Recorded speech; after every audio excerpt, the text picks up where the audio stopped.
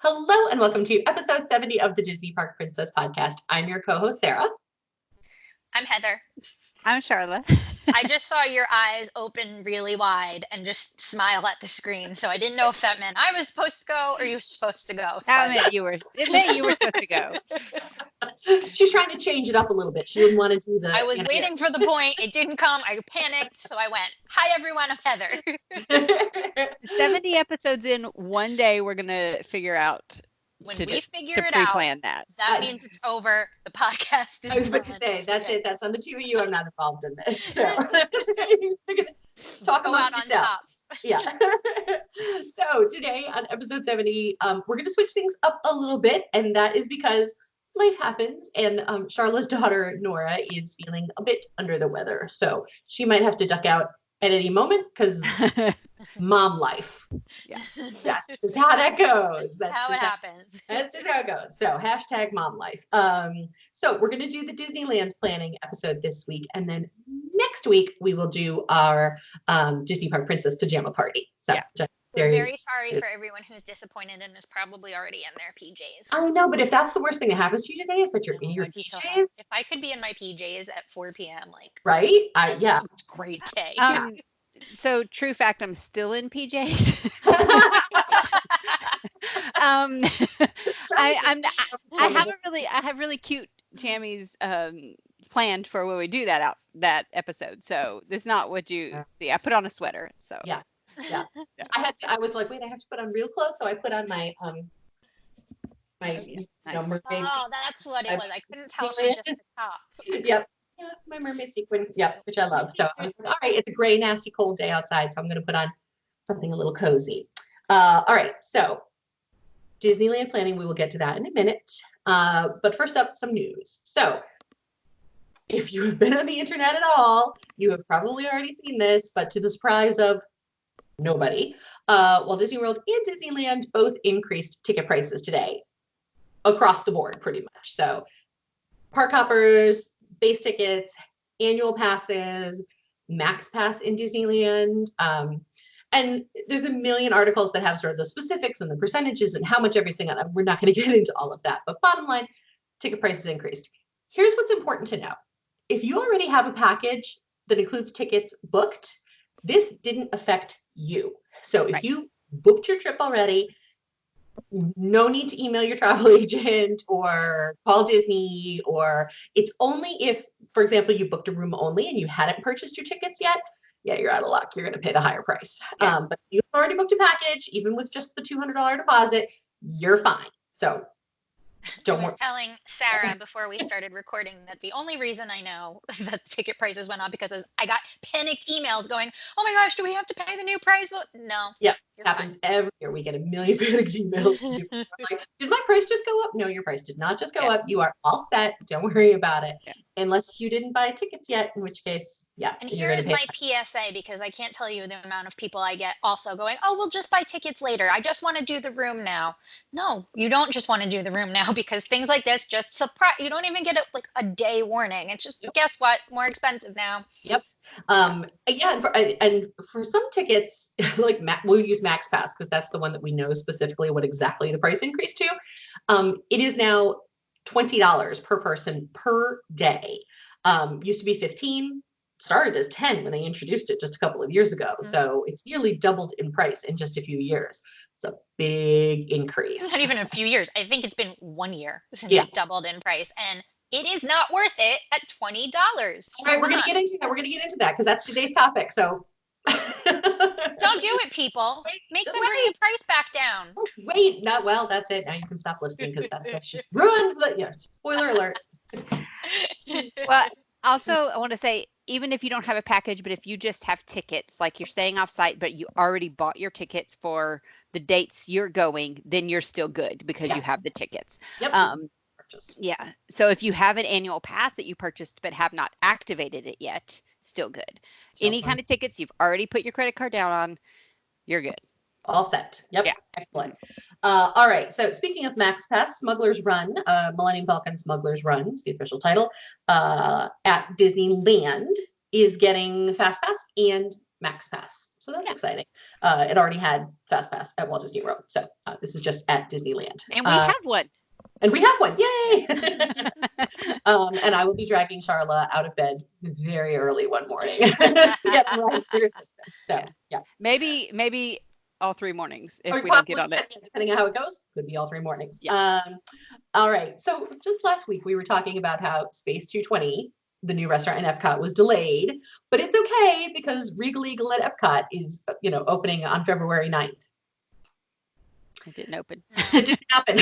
That didn't happen. That has now been delayed, but we don't know for how long. So apparently it is still opening any day now and hopefully will be open for our trip, but I we'll mean, see. somebody, what's going on over there at Epcot? Like, get it together, kids. It's a restaurant.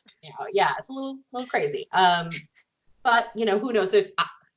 I don't work in the restaurant business, but I have some friends who do. And from what I understand, opening a new restaurant and like all of the different permits and licenses and everything, like the bureaucracy involved in it and getting all of the, okay to open stuff is crazy. So Yeah. it's probably just some weird, an outlet wasn't in a place where who knows, but It could not even be on Disney's that's what fault. I'm saying. Or That's what I'm saying. It's probably not even Disney. It's probably some governing so-and-so.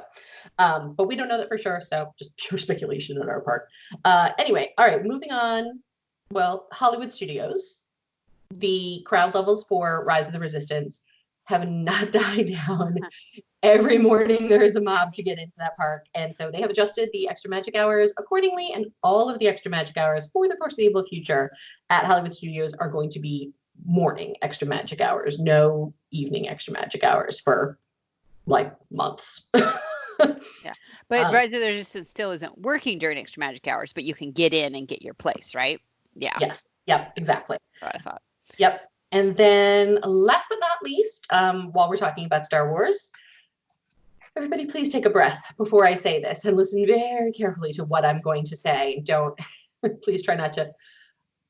Reservations for the new Star Wars hotel, the Star Cruiser, will be able to be made later this year. Just the reservations. The hotel is not opening later this year.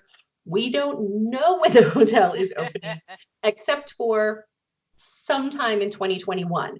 That could literally mean December 31st, 2021. So at some point in the future, nothing has changed, basically. At some point in the future, we'll be able to make reservations for a hotel that at some point in time will open. That's it. That's all we got for you. Can we just say like that? It was a non-announcement by Disney. Like it's the same stuff you've been telling us since 2017. Yes. Thank you for letting us know reservations will open at some point in the future. At some point. And we figured that. we kind of guessed. But you can make reservations up to 499 days in advance, which means that I guess maybe the reason they did it is theoretically we were coming up on like a 499 day mark for something in 2021 that maybe somebody thought might be significant. And I think Disney's basically saying like, no, not yet. Sorry, leave us alone. We're working on it. I mean, based on absolutely nothing, my suspicion is it won't be until the last quarter of 2021. But oh yeah, I mean the amount of work that they have to put in to not only build this, but then make sure all the details are right, come up with a script, get the cast members trained. Like it's gonna be. Let's look at how long they've been building Space 220 for. Yeah. Take that and apply it to a hotel. And that's just one restaurant you're at for like an hour. Right. Yeah. Exactly. So. I'm very curious about this hotel, and I'm not even a huge Star Wars fan, but it looks cool and all the stuff and everything. I'm just real curious on how it's going to go over with no windows and all this actual stuff that they're putting in. But it seems cool. It's really hard for me to picture. I have the same reaction you do. Like, what do you mean no windows? So I keep picturing. I'm dating myself here, but I'm 45. That's not a surprise to anybody. Anybody remember Buck Rogers from the 80s? I don't know why I keep picturing the rooms looking Heather, stop shaking your head. I keep picturing the rooms like as like something from like Buck Rogers or something. I don't know why, but anyway. Yeah. I feel like it's just gonna be like the inside rooms on the Fantasy, or like, I'm sorry, gonna say another cruise line, but Royal Caribbean, how they do the virtual balcony, Yeah. like that. Yeah. Yep, probably. that's my suspicion. I do think it's a really interesting concept. I don't know if it's 100% something I'm interested in, but I'm definitely fascinated by it. And Right. I would for sure consider it. Yeah. So we'll see. I feel like I would love to do it because I've told you before, like if it's anything like the Saved by the Bell murder mystery weekend, like I'm all in for anything like that. But I'm not enough of a Star Wars fan to plunk down like a Grand Night, which is what we're all predicting this is going to be. And also, I am super affected by a lack of sun. Like, that's why I don't live in the Northeast anymore. That seasonal affective disorder, that's a real thing. Yep. So I know it's only 2 nights, but I feel like even after a day, I might be going a little stir crazy. Yeah, that's sort of my thing too. Is I mean, although you can go outside, you can go into Hollywood Studios, so you can get sun that way. But yeah, I'm having the same sort of. It's why I don't sail on inside staterooms on the cruise line. I have sort of a visceral reaction to not having access to natural sunlight right away. So, but who knows? We'll see. And also, it'll be really interesting to see how the plans continue to evolve, because Disney is famous for taking a concept and then sort of once they realize how expensive each little thing is, they're like, no, they don't really need that. They don't need that. So we'll see. We'll chip away at it and guest feedback, and so we'll see. Anyway, that does it for the news this week. Coming up next, we are going to be talking about everything the Walt Disney World veteran needs to know for planning their first Disneyland trip. Stay tuned.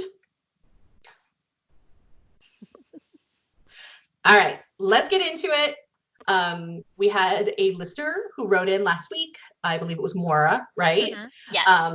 And so we said to her that this is going to be a whole podcast because it's just too big of a topic to talk about in a listener Q&A. By the way, we got a listener question this week, and we're going to talk about it next week because it's kind of in keeping with our pajama party theme. So stay tuned. Heather and I were very excited about this question. And yes, I was like, please just let me write you a book about this. I was like, that's a whole podcast. I added more to my collection this week. By next week, I'll let you know if they're good. Okay. All right. I'm going to need all these stuff. Okay. So we're going to talk about the differences sort of like in the pre-planning stages, and then what are the differences for touring. All right. So let's talk about, first of all, how many days you need to effectively tour Disneyland. Like, how long do you actually need to stay there? What do you guys think?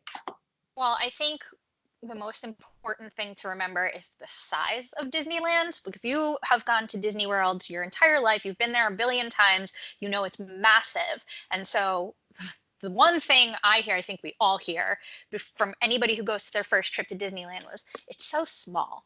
And it is. It's very, very tiny compared to Walt Disney World. And I think my very favorite fun fact I like to tell everybody is that Disneyland Park can fit into the parking lot of the Magic Kingdom. Yeah. So that is the size difference that we're talking about. So you don't need the 10 days or the 2 weeks. It would be fantastic to go for that long, but you'd probably get really bored. Yeah. I remember the first time I saw Sleeping Beauty Castle at Disneyland, and it was so funny because the owner of our agency, actually, I was with Becky, and she made me cover my eyes as we went through, the tunnels or whatever, and came through the turn, and then she sort of, etched me over to the end of Main Street USA, and then pointed a camera at me and watched my face when I saw the castle, and I went, yeah. "It's so little," and you can't. I must have said it very loudly, and Disneyland people get really mad. Oh my gosh, I was just going to go. I'm like, that was my reaction the first time too. And I have a lot of friends now that are like native Southern Californians. And if you tell them that their castle is small, you better be prepared for at least 30 minutes about why it's really not that small, why it was designed to be that size, and it was never meant to be the icon of the park, and we have the Matterhorn, and blah, blah, blah. Just don't say it. They get very offended. Yeah, they get very offended.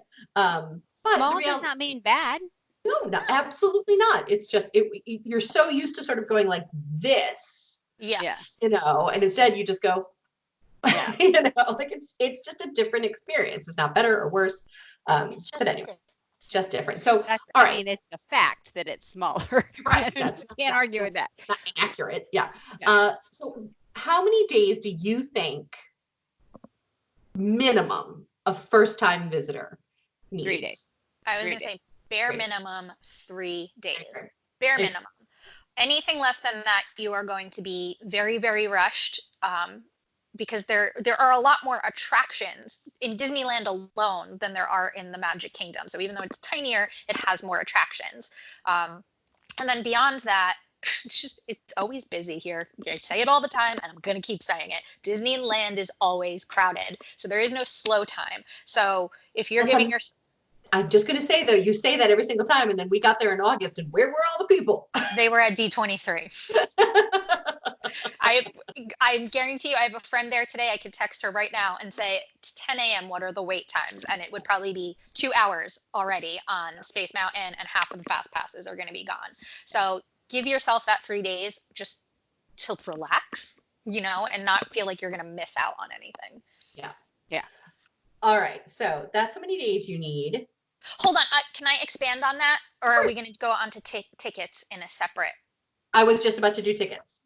Okay. Sorry, as you were. I was literally about to say, so to me, there is one thing when talking about tickets at Disneyland that is this is not negotiable. This is exactly what I was going to say, so go for it. Do not come to me and ask me to help you plan a Disneyland trip and tell me you don't want the park hopper pass. Yeah. I'm so sorry. That's not allowed.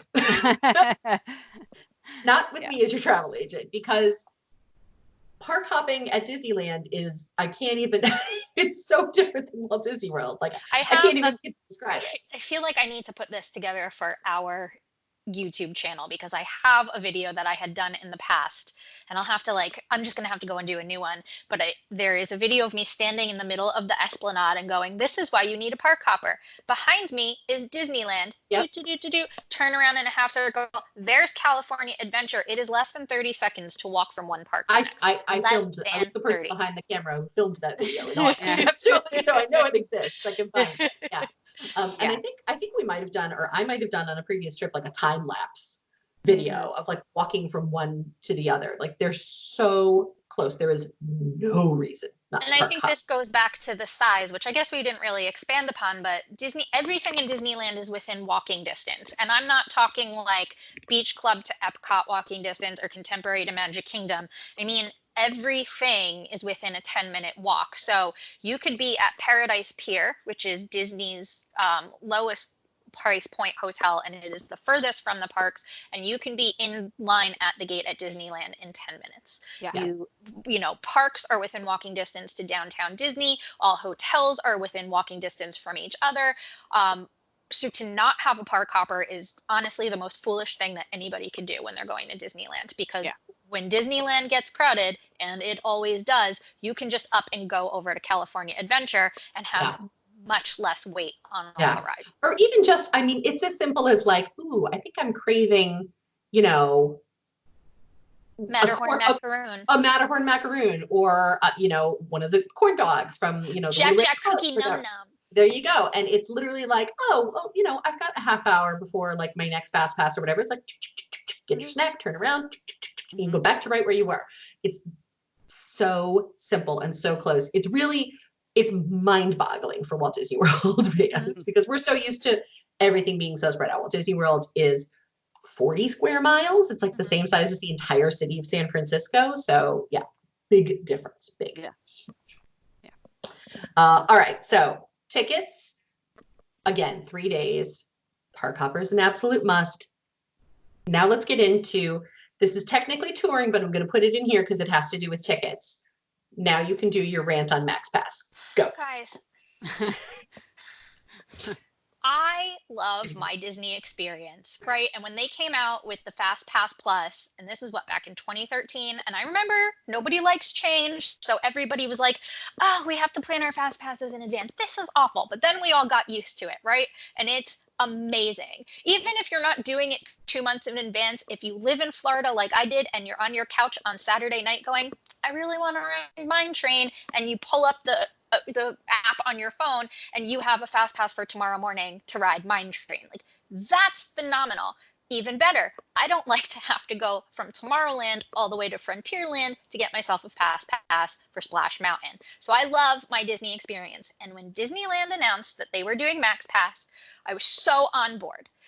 And if you think that people just complain in general, you have not met Disneyland regulars or because the amount of complaining that I heard around here about Max Pass, I don't even know how to describe it. Like, they hated it, but they were slowly starting to get on board. The problem is Disneyland is 90% local visitors. It's not the vacation destination that Walt Disney World is. So most of it is people get off of work and they feel like coming for dinner and they want to see the fireworks, or it's just where they come after school to hang out. So they haven't really embraced the Max Pass thing, which is why it had to be charged for in the first place, because they did not like the idea of having to pre-plan their trips to Disneyland. Disneyland for them is just a last minute thing. We're going for the afternoon and that's it. So to be like Disney World, where you plan 2 months in advance, is never going to work here. So Max Pass became a thing that after you enter the park for the day, you can choose to purchase it if you want to.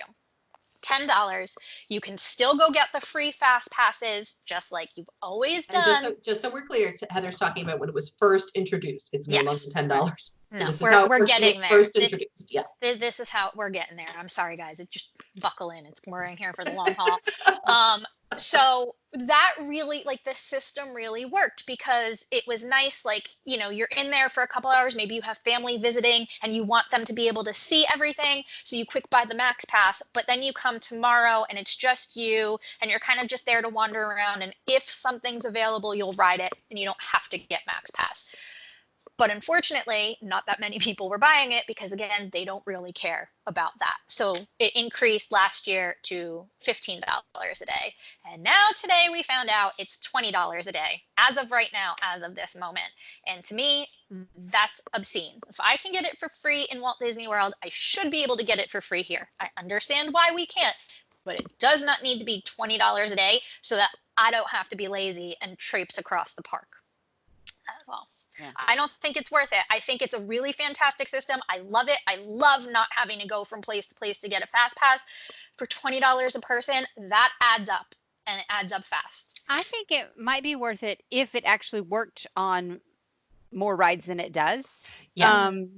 Because, like, for example, Disneyland in Fantasyland, they have no fast passes in Fantasyland at all. So that's something that, to think about when you're planning is you're just in Fantasyland, you're just going to have to wait.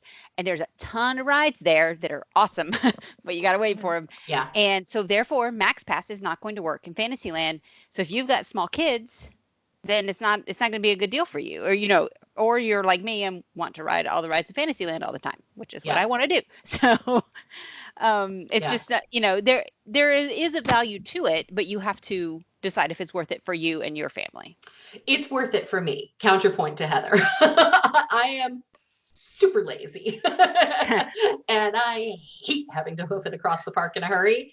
And even at $20 per day, it's only 3 days that I'm probably going to be there. $60 extra for me to not have to hoof it and to get PhotoPass included. To me, it's worth it. So yeah, but you also have to. There's not that many PhotoPasses at Disneyland. Like even when I go, like, determined I'm going to use a PhotoPass today, I see them in front of the castle and that's it. And then, like, maybe occasionally they have them by the waterfall in California Adventure and sometimes on Route 66 in Cars Land. Like, it's mind-boggling how little PhotoPass photographers there are here. Yeah. Still worth it. It's not, guys. Don't get it and make them bring the price back down.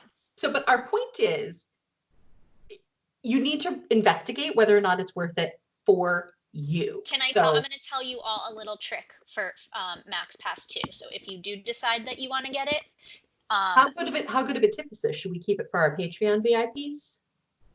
I mean, I don't know. Okay. All right. That's how much we love our listeners. I'm going to tell you. I don't. Maybe it's not that exciting, and you guys are going to be like, Really, who cares?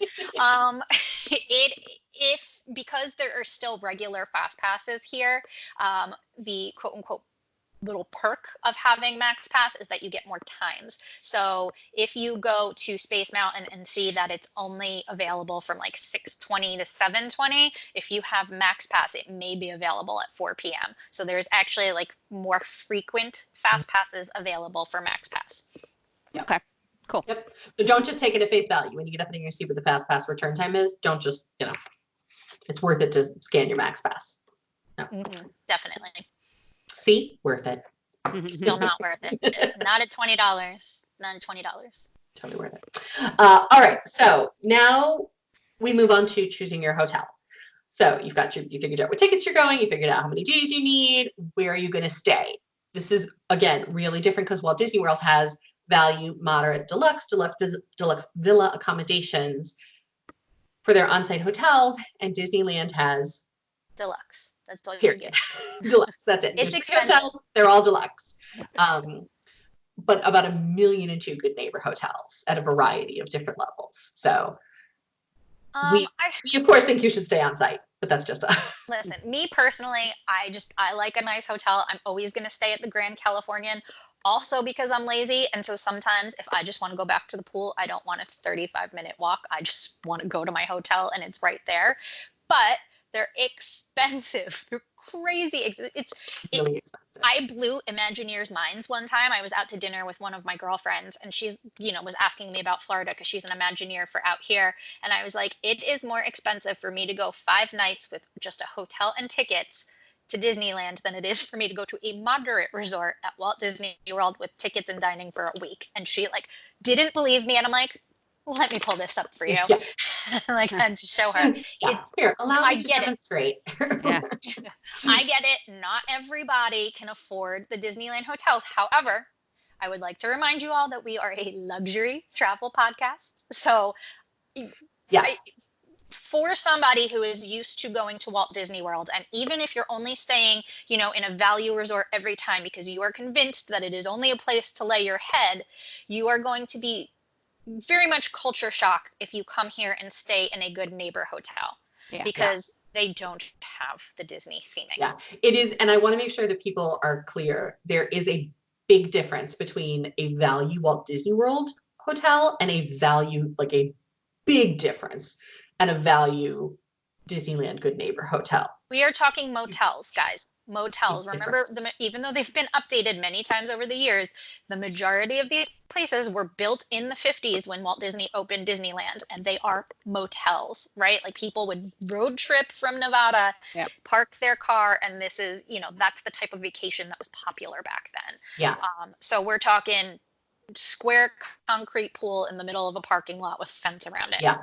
Now, not all of them. Don't get mad at me. Yeah, there are exceptions to that. There are some that do have sort of a little bit more of like kind of a mini water park, like Howard Johnson, or, there's a few others that, and you also want to be really careful about where that Good Neighbor hotel, because almost all of them advertise themselves as being walking distance or, located right across the street. I have found some of those to be they get a little loosey-goosey, I think, with some of the descriptions on some of them. Well, sure, you may be located across the street, but you're still like a mile from the entrance. Yeah, you can't get there from here, kind of thing. So yes, it is true that there are many good neighbors that you can walk from. It's how much do you want to walk? Because, day one, bright and early, nice and shiny, a half-mile walk is nothing. But like day 3, at the end of it, the thought of walking from the back of Disneyland Park to your hotel, just something to think about. So you can walk from some of them, not all of them, some. There's also the Anaheim Resort Transit that some good neighbors allow you to purchase, which is basically just a shuttle service between, those hotels and the entrance esplanade. And you can, I always, if somebody is staying in one of those hotels, I'll always add that into their package, the Anaheim Resort Transit, if it offers it, because it's worth it. It's not very expensive. No, it's not. It's worth it. I have taken that one time when we were there for D23 and we were way down at the convention center. I've taken it and it's like just a couple of dollars. It's really cheap. Yeah. And it's so worth it, especially at the end of the night. So Yeah, absolutely. I think one thing, here's something that is, I think, worth it to most people to consider, because once you see that price difference between a Disney hotel and a Good Neighbor hotel, I think the major benefit are the extra magic hours. And Disneyland is somewhat confusing in this sense versus Walt Disney World, because when we go to Walt Disney World, we know that we're staying at a Disney hotel and we're getting extra magic hours. We're either getting in early or staying late at one theme park. Here, it's the same concept, only Disney resorts get the extra magic hours. However, there are no evening extra magic hours. It's morning only, and each day one park is open 1 hour early. Sounds very much like Walt Disney World, right? Here's where it's going to change. When you are doing extra magic hours at Disneyland, only Fantasyland and Tomorrowland are open. The rest of the park is not open. You're not getting early on Rise of the Resistance. It's only those two lands. And to confuse things even more, Disneyland offers something extra, or magic mornings. Now, these are open to anybody, no matter where you're staying, whether it is a Disney hotel, a Good Neighbor hotel, or your aunt's house down the street. You only need to have a 3-day ticket. So remember how we said 3 days was a bare minimum? This is why. Yeah. Because you want to have that magic morning. You get only one. There's only certain days of the week that it's available. I think right now it's Tuesday, Thursday, Saturday, because I just looked it up. Yeah. And it's the same thing. You get it's only Disneyland Park. Yes, it's not right. California Adventure. Only good at Disneyland, and it's kind of the same thing as extra magic hours. So you can get into only Fantasyland and only Tomorrowland. But remember how Charla said there's no fast pass in Fantasyland? That you go during one of your extra magic hours or your magic mornings, and you hit all of those Fantasyland rides, you're done before the rest of the crowds come in. Yeah. So if you are that person like me who is up early and likes to get things done before people get there, no brainer, I'm going to Disney Hotel because I'm getting into both parks every single day. It's not just one day. I don't have to, schedule my trip around it. And I'm doing Incredicoaster. I'm doing Guardians of the Galaxy. I'm doing Radiator Springs Racers. Done before anybody gets in the park. Yep. You're not doing Guardians of the Galaxy. I've done it a couple times, I'll have you know. You hate that ride. I do. I hate it so much. But I like it better than Tower of Terror. And I have done it many times. So much better than Tower of Terror. Yeah. We hate so that I hope that answers her question about rope drop, because yes, you need to rope drop. If you can. I guess I want to double back to that when we get to the touring section, because we're going to get to that. Okay. Yeah. It's a little bit two different things to me. Yeah. Yeah. All right. So let's get into that. All right. Let's go there. So let's go to rope drop. Do you have to, quote unquote, rope drop every day at Disneyland? No, but maybe. I was about to say, I don't think you need to rope drop every day at Disney World either. No. Like, I don't think very rarely depends on what your touring style is, what your priorities are, what your, Look, if you're doing Rise of the Resistance, yes, you have to be there at rope drop, like regardless of what coast you're on. Other than that, no, because you're going to be able to do your fast passes. How do you have 5 days? So it doesn't really matter if you get on everything in day number 1 and 2. Who cares? You take your time. I would say be there before 10 a.m. because that's when the majority of the locals will get in, just because it takes that long to get there from anywhere in the state.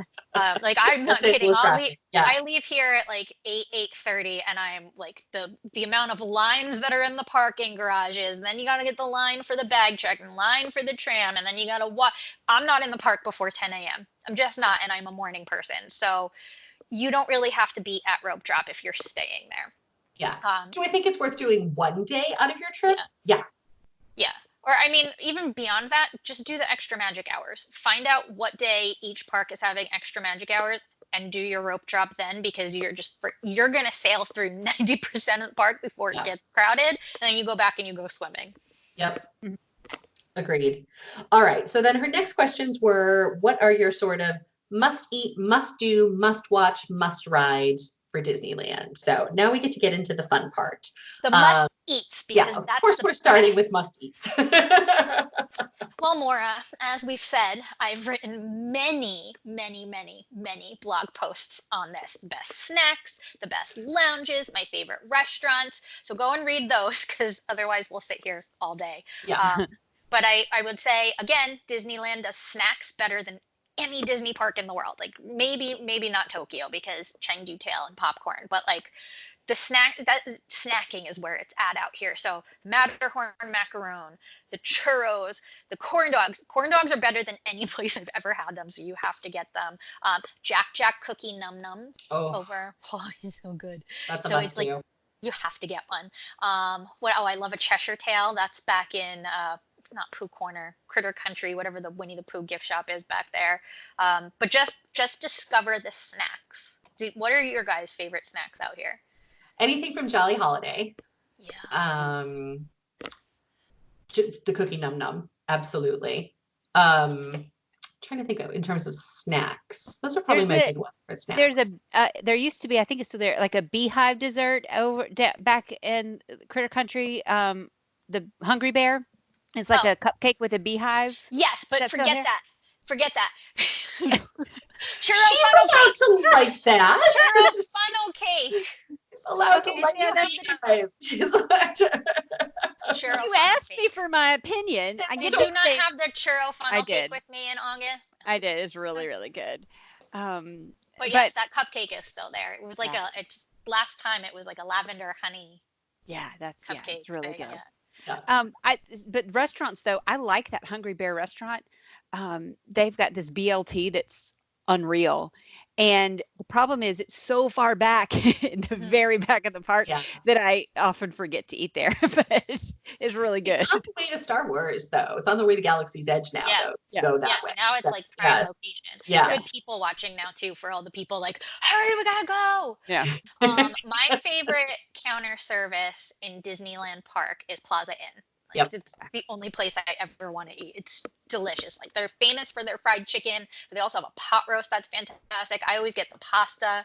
Other counter sandwich, of course. It's amazing. I wrote a whole blog post about this one too. Go remind me what I said. I don't know. The Pacific Wharf Cafe. I was about to say I really like the anything sort of in the Pacific Wharf area for. Although I'm sad because they did get rid of some of my favorite items over there, but that's all right. They change it often. Oh, the Boardwalk Pizza and Pasta, but then also right next door is Paradise Garden Grill, where they, unless it's like the holiday season, they always have like a Greek influenced menu. It's delicious. Yeah. Yep, that's yummy. The Cozy Cone has lots of food there. Yeah. Different food is good food. Yeah, a lot of options. And then across the street, or it is a street, but across the street is Flo's, the diner. That's really good in Cars Land. So also at Grand Californian, the brand new, it's not new, it's been there, but they just redid it this summer, the Craftsman Grill. That's a counter service and it's fantastic. And you can do indoor seating or outdoor by the bar. And in the evenings they have live music and you're overlooking the pool, and it's just, the menu is incredible. Like it's top notch. And it's kind of like, sit down quality, but it's a counter service. Yeah. For table service, I really like Steakhouse 55. Tortilla Joe's, of course. I love Tortilla Joe's. Guys, this is my favorite. It's been my favorite since it's been open for a year. The Lamplight Lounge. I'm obsessed with it. Obsessed. They have a brunch sometimes. Sometimes it's on the weekend, sometimes it's the middle of the week. We can't figure it out. But then normally they have a lunch and a dinner. Oh my gosh, they have a salmon PLT, which is pancetta, lettuce, and tomato. That is mind blowing. And then you also need to get the deviled eggs for the appetizer. They also have a sushi roll there that's really good. Like it's phenomenal. That's my current favorite. Yep. Yeah. I'm trying to think what else. Oh, the tea. I really liked the tea that we did at Steakhouse 55 too. Yeah. That was really good. I mean, Naples is good too, which is the pizza place. It's really good. There's really no. I feel like for just the sort of theming of it, the food is okay, but I love Blue Bayou just for the Yeah, the it's atmosphere. quintessential Disneyland. You Yeah. know, like if you've never been here, you kind of have to try to eat Yeah. there. Like again, the food is like it's not as good for the price that you're gonna pay there, which Yeah. is fine. You're there for the But atmosphere. it's a very sort of magical atmosphere. Yeah, I do like In it. case, in case you don't know, Blue Bayou is a restaurant that's in Pirates of the Caribbean, and if you're on the ride, you float through it and you can watch it. Kind of like if you're thinking in terms of Epcot at San and Helen, and you watch the people eat, kind of like that, but it's in the Pirates area, and it's a cooler atmosphere, I think. So it's a lot of fun. Yeah, it's a lot of fun. All right, so that's must eat. So must watch. Let's talk about shows at Disneyland. Fantasmic. If you don't watch You Fantasmic, have not seen Fantasmic until you've seen it at Disneyland. Guys, period. I'm gonna say it, and you can all email me and tell me how wrong I am, but I hate Fantasmic at Disney World. I cannot the last time that I watched this is because we were there for a business trip and I had to. Like the last time I chose to watch Fantasmic at Disney World, a good 12 years. Like yeah.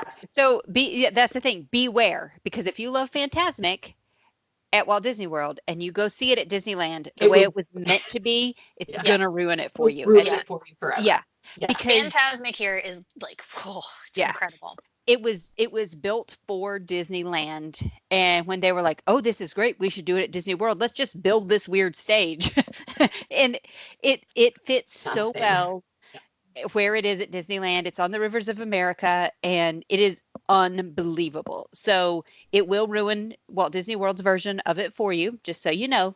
And it is different. There are different scenes. They make way more sense at Disneyland than they do at Disney World. Yeah. So I think the one complaint that Disney World veterans will have about Fantasmic here is the seating situation, which to me, like, I get it. I don't like to wait and stake my spot for a parade. I understand that, but it's part of the charm here. Like, it's literally right in the middle of the park. There is no arena that was kind of built off to the side. You are on the Rivers of America and you are sitting on the sidewalk. There are a couple of dinner packages now that are available, and you can just go to the Disneyland website and look them up because they change every so often. But there are some that are available that do offer reserved seating, so you're basically eating dinner and watching Fantasmic, which is really cool. But you have to get there 2-3 hours ahead of time to kind of stake your spot out. Yeah, but it's worth it. It's totally worth it. It's worth it to do it just once. Yeah, it's amazing. I actually really like Mickey and the Magical Map. That's still there, right? It's cute. Yeah, it's really cute. Super cute show. I haven't seen that in forever either. It's cute though. It's really cute. The Frozen show at DCA is very good. If you've seen it on the Wonder, it's different from that. But I mean, it's still Frozen. It's not the sing along. Right. No, it's like an actual show. It's an actual stage show. So before Frozen was there in that theater for like forever, first time in forever, there was Aladdin. Well done. First time in forever.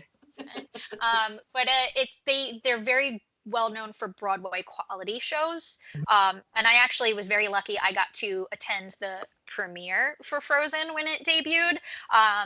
And I remember that they were so nervous because they hadn't gotten Elsa's dress to work in the rehearsals. And there's a point where she kind of walks up this magic staircase and it's like over the audience. Like you're looking up at Elsa, like it's over the audience. And I remember wherever I happened to be seated, the director comes like rushing up and like just crouches next to me. And she's like, was so nervous because the staircase had been falling in rehearsals, and like this was like a media thing, right? So like this wasn't just like day guests, like we have to get this right or it is all over the internet type of situation. And then it worked, and I heard her go and she just got up and like went to wherever her post actually was. But they're Broadway quality shows, and the Frozen one is fantastic. Really, so it's kind of like the Broadway show light. You know what I mean? Because I feel like when they were creating the Broadway show, they came and saw this version and kind of took a lot of the little things that are in this show out to Broadway. So it's really cool. Yeah, because the DCA show came first. By like a year or two. Yep. Mm-hmm. Yep. All right, now let's talk about must ride. And specifically, we talked a little bit about it last week in the listener Q&A, talking about the differences between the Walt Disney World version and the Disneyland version, and how there really isn't anything that you can skip just because it's in Walt Disney World. Yeah. So we Skip it because you don't like it, but not because you think they have it on the East Coast. And just to sort of sum that up, it's always better at Disneyland. It just is. And there's like 2 rides. But it's always better at Disneyland. Yeah. So refer to that if you want specifics on sort of that last week's episode 69. But what are your I saw that, Charlotte, but what are your must rides in Disneyland? Pirates of the Caribbean, definitely. Space Mountain, especially if they have an overlay going on. Jungle Cruise, it's different, and if they do a lot of overlays. Haunted Mansion, especially if it's Haunted Mansion Holiday, but regardless, I have to write it there. Gosh, I have to write all of them. Guardians of the Galaxy, formerly Tower of Terror. Radiator Springs Racers, for sure. Yep. What else? Indiana Jones. Indiana Jones, yes. That's my Indiana first one. Jones. Yeah. Incredicoaster. Yeah, Yes. I like that one too. Love Incredicoaster. Indiana Jones for sure. All the ones that, I have to write It's a Small World. Haunted Mansion. I love Disneyland Haunted Mansion. I've never seen any of the overlays. I've only seen the classic version, but I love it. It's fantastic. Maybe let's talk about the overlays, right? Because Disney World doesn't do those. They did for a hot minute, but they don't. And this goes back to Disneyland is a locals park. So what do we have to do to get these people to keep coming back? They want to see something new, right? So they're constantly changing attractions in that they put these overlays, or like we said last week, now original Soarin' is back. Don't you think for a second I'm not going down to see that? Like I cannot wait. Like the easiest way to drive off the road last week with your reaction to that. I'm very sorry, but that was a big moment, guys. But like there's 2 ways to get me to guarantee that I'm gonna drive myself down to Anaheim, and that is either put a new attraction overlay, or put out like a new seasonal cupcake or some kind of snack that I have to do. But the overlays, there's so much. Did you hear that, Disneyland? She can be bought with cupcakes. Anybody can buy me with cupcake. You put a sprinkle on that cupcake, I'm in. I can't wait. I also did a blog post on Walt Disney World cupcakes for anybody who is interested in my favorite. I know, but there's new ones. Have you seen the new ones? I know. There's totally the Cinderella one. Seen the Gus cupcake? I can't. I can't. And there will be one when we're there. Somebody should mail me one because I want one so bad. There will be one. No. I also did this when I lived in Celebration too, as I saw there was a new cupcake, and so me and Copley would hop in the car and go get a cupcake. Anyway, back to Disneyland. Back to Disneyland. So there's a lot of attractions that get overlays. I think the Haunted Mansion is the most famous, and that's up from September through January because it gets to cover both holidays. And I'm sorry, but the Haunted Mansion Holiday is probably the best version of that ride anywhere. And I don't even like the movie. I don't even like the movie. My personal favorite overlay, though, is Space Mountain Ghost Galaxy. Yeah. It's terrifying and fun all at once. Like, you're basically just being chased through outer space by a red goblin that wants to kill you and bring you to hell. And it's fantastic. Small World gets an incredible overlay for Christmas. Small World Holiday. You think you can't get Small World out of your head? Wait until you hear the Christmas song. I love it. And it's beautiful. And like, in Florida, they do the Christmas lighting on the castle. They light Small World because it's all outside and it's like a billion lights. It's kind of like Osborne lights, but smaller. You know what I mean? Everything's decorated. They do the Jingle Cruise. Yes. And they do it really, really well. Yep. And then Guardians of the Galaxy for Halloween gets Mission Breakout After Dark. So all the fun, bouncy, music, like the Jackson 5 and all that's gone. And now you're trying to collect all the monsters and kind of save yourselves from being eaten by the collector's monsters.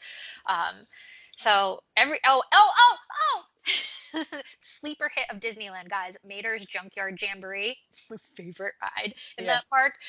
But they get a Halloween and a Christmas overlay. And it's the ride itself doesn't change, but decorations are put up, and you're basically going to Mater's square dance. And so during the regular attraction, he's, calling out square dances like if you went to a traditional square dance, but on the Halloween versions and the Christmas versions, he changes his little songs into things for those holidays, and they're so funny. Like I would just stand in the line and listen to him. That to me is worth the wait, just so you can hear what he's singing. Yeah. All right. So anything else I think we've covered all of our topics, but anything else, any last minute tips for a Walt Disney World veteran who is planning their first trip to Disneyland? I have one thing. Go.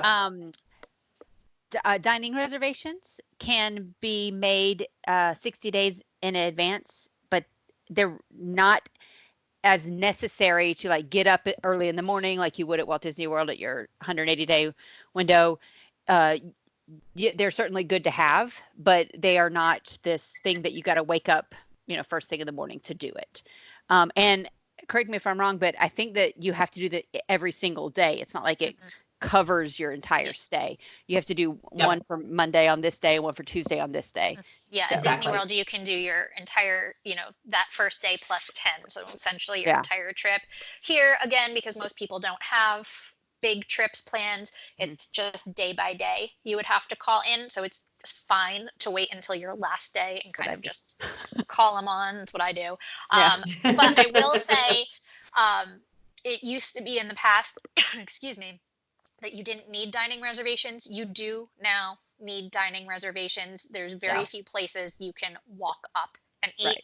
And I mean, even if you're making the dining reservations the day before or the morning of, that's fine too. You're going to find plenty of things. But if there is a place you really want to eat, and especially if that Blue Bayou is calling your name, just go ahead and make that reservation. You will be a lot happier for it. Yeah. Character meals, things like Goofy's Kitchen and things in particular, you're going to want to have a reservation for. Believe it or not, we went down for Minnie's Moonlit Madness last week, and Goofy's Kitchen was one of the ones that were coming up for dinner. I'm like, really? Goofy's Kitchen? But so again, it's not like Disney World where we're doing our things so far in advance and every bit of your trip has to be planned. Have a loose plan. If there's something you really, really want to do, book yourself a reservation for that. But otherwise, go and enjoy not having to have your entire trip scheduled. Just enjoy it. Abandon that whole, oh my gosh, but what am I going to do? I'm so used to doing this and I love on my spreadsheet. Abandon it and come and enjoy Disneyland. What do we say? Do less, enjoy more. Enjoy more. Well done. Very good. All right. So coming up on the Patreon Extra, we want to hear all about Heather's birthday weekend. So it's her birthday this past weekend, and she got to do a lot of really fun stuff. So we're going to talk about all of that. So if you are supporting us on Patreon, stay tuned. That will be up next. And don't forget that you can watch us on YouTube. You don't have to. This podcast will stay available on iTunes and all the other podcast apps. So if you don't want to see the funny faces we're making, we are not at all offended. Continue to listen to us. But if you do want to see all the ridiculous faces that we're making at each other while we film this, you can go to youtube.com/C/Disney Park Princess, and that is our channel. Please like and subscribe. It really, really helps us because every time you get more and more subscribers, you get more and more stuff that you can do on YouTube. So it's a big help to us. Don't forget to visit our website at DisneyParkPrincess.com. Please follow us on Instagram and on Pinterest. And please consider supporting us on Patreon so that you can hear some of the bonus content or watch some of the bonus content, because we do videos for the bonus content as well. You can do that at patreon.com/Disney Park Princess. Next week, get your cute Disney pajamas ready because we are going to be doing our Disney Park Princess pajama party. We're going to be talking about planning a girls trip. We're calling it a girls trip because we are girls, but it could be a girls trip, a guys trip, or whatever. No discrimination. A friend's getaway. We don't care. Friends getaway, whatever. We're calling it girls trip because we happen to be girls. So that is coming up next week. And don't pretend like if we say we want to go to a spa, you men don't want to go there either. We're on to you. Yeah, we're on to you. We know you like to secretly indulge in the facials and the pedicures and all of that stuff. So we will talk to you next week. Thanks so much, guys. Bye. Bye.